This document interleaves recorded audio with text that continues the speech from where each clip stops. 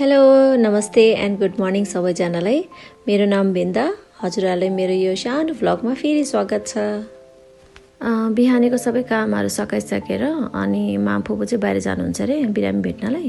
त्यही भएर मैले चाहिँ उहाँहरूलाई चाहिँ खाजा रेडी गरिदियो। खाजामा चाहिँ मैले यो फोकाची ब्रेड चाहिँ टोस्ट गरेर दिएको, उनीहरूलाई चाहिँ एकदमै मन परेछ। यसमा चाहिँ धेरै टाइप्सको हर्ब्सहरू चाहिँ मिसिएको हुन्छ, त्यही भएर चाहिँ बुढाबुढीलाई चाहिँ एकदमै राम्रो लाग्छ। यो एक टाइपले हेल्दी पनि छ।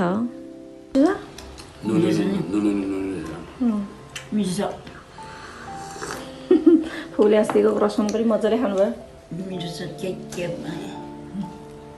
गुड, राम्रो छ। छैन, मिठो छ एकदम नुनले है। हामी सुगर फ्रीहरू खानुलाई ठिक छ। तर चिनी छ अलिकति।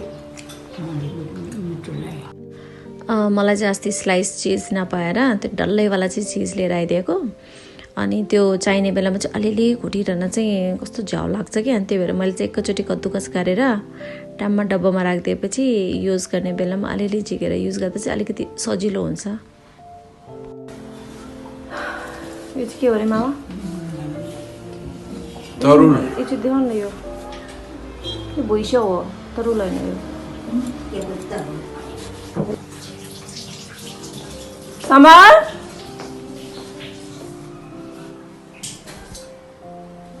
दिदीलाई भन्नुभएको छ त तपाईँ आउँदैछ भनेर? भने छैन? दिदीहरूलाई भने छैन? भनेको नि भनेको छैन। खाऊ समरको खाजा। मलाई चाहिँ खासै त्यस्तो मेकअप गर्न चाहिँ आउँदैन, त्यही भएर मेरो बिहानको रुटिन चाहिँ एकदमै सिम्पल हुन्छ। जहाँ गए पनि आउँछ मेरो भिटामिन सी जो क्रिममा छ, त्यही भएर मोइस्चराइजरको जरुरत छैन। अनि त्यसमाथि मेरो सनस्क्रिन आउँछ, सनस्क्रिनमाथि चाहिँ फेरि मेरो बिबी क्रिम आउँछ, या फेरि म कहिले कहिले फाउन्डेसन पनि लगाउँछु। अनि त्यसपछि आइब्रो अलिअलि आइब्रो कोऱ्यो, अनि त्यसपछि मस्कारा इज मेन। मस्कारा मलाई एकदमै राम्रो लाग्छ। सुन्दर देख्नु राम्रो हो, अरूलाई भन्दा पनि आफ्नो लागि राम्रो देख्नु राम्रो हो। अनि त्यसपछि एउटा लिपस्टिक दलिदियो, भयो, मेरो मेकअप सक्यो। बाई जान्छु।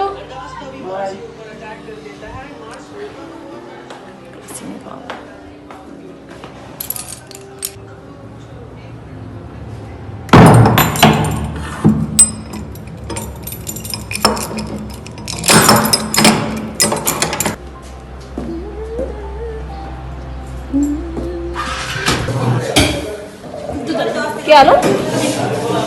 मिल्क हालौँ? खाल्टो बना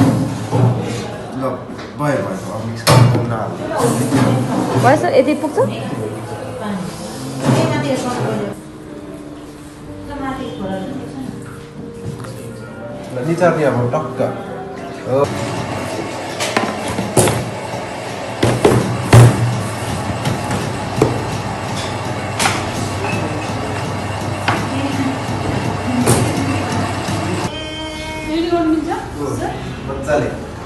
त्यसले राम्रो हुन्छ।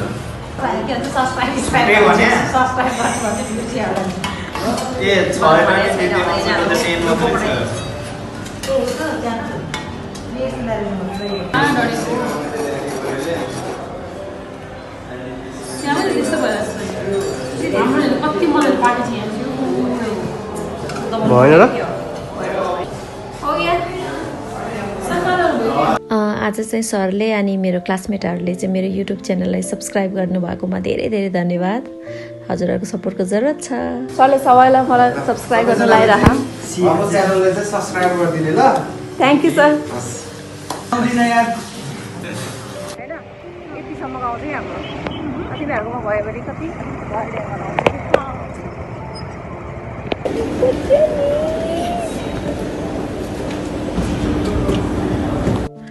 होइन, यो स्किन केयर प्रोडक्टहरू के बित्ति महँगो। हाम्रो यङ एजमा त हामीले 100-200 को फेयर एन्ड लभली लगायो होला, त्यो पनि कति राम्रो लाग्थ्यो।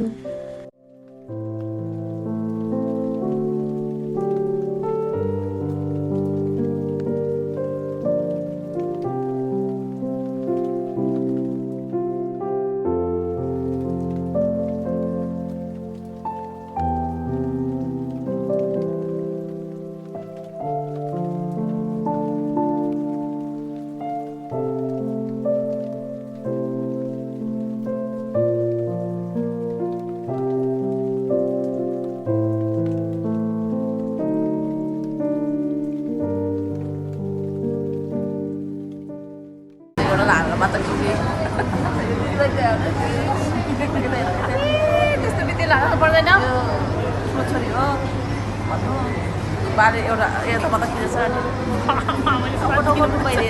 ल्या धुपपाती जस्तै घुमाइदियो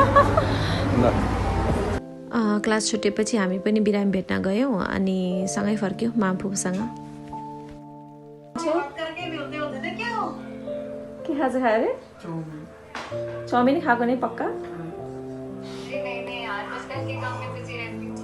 कहिले हो त्यसो पिकनिक जाने हो यस्तो हात लिएर कसरी पिकनिक जान्छौ कान्छे तिमी आ आ आ आ आ आ नो नो नो दिन न अझ टाढा जाउँ अच्छा दबाई खाएन अघि खायो खाली पेटको